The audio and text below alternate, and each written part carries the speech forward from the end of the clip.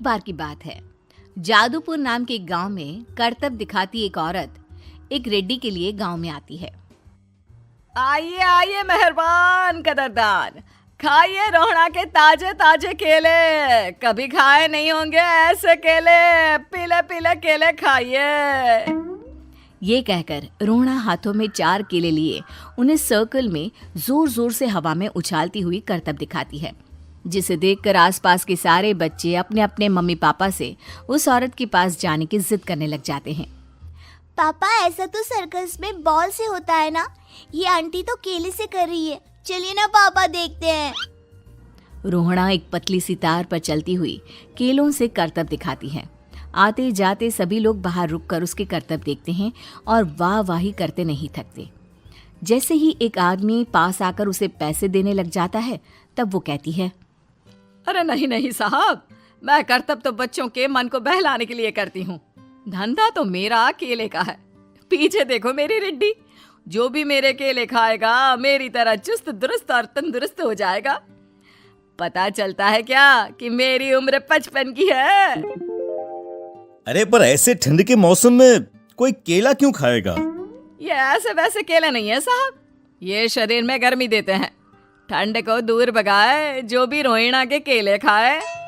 पापा, अगर मुझे केले नहीं मिले तो मैं घर नहीं जाऊंगी। तभी उसके पापा कहते हैं कि बेटा, केले ठंड में कभी गर्मी नहीं देते। ये सब कहने की बातें हैं, सामान बेचने का तरीका है इनका। पर पिंकी नहीं मानती। मैं केले खाऊंगी। पिंकी की जिद के आगे नत्थू हार जाता है और उसे केले खरीद कर दे देता है। पिंकी खुश होकर केले घर ले आकर खाती है। अब मैं भी करतब करूंगी, कितना मजा आएगा। जादुई केले। पिंकी पहला केला खत्म भी नहीं करती कि वो बेहोश हो जाती है।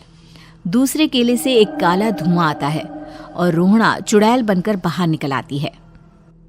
मेरे भूतिया केले बच्चे न खाए, ऐसा हो ही नहीं सकता।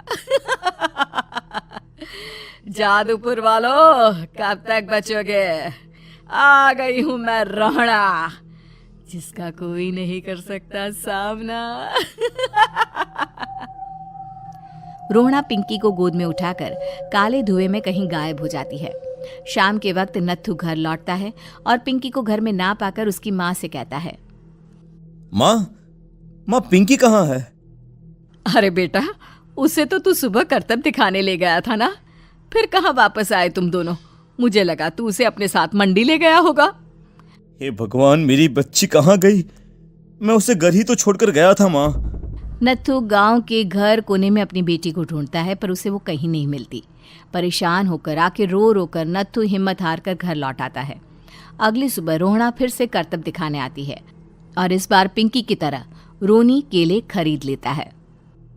50 रुपए दिए थे पापा ने, सारे पैसों की मैंने केले खरीद लिए हैं। अब मैं भी आंटी की तरह ही करतबबाज बन जाऊंगा। यही सोचते हुए रोनी केले खाता है और पहला अकेला केला आधा खत्म भी नहीं करता कि चुड़ैल उसके सामने आ जाती है। मेरे साथ चलने का समय आ गया है रोनी।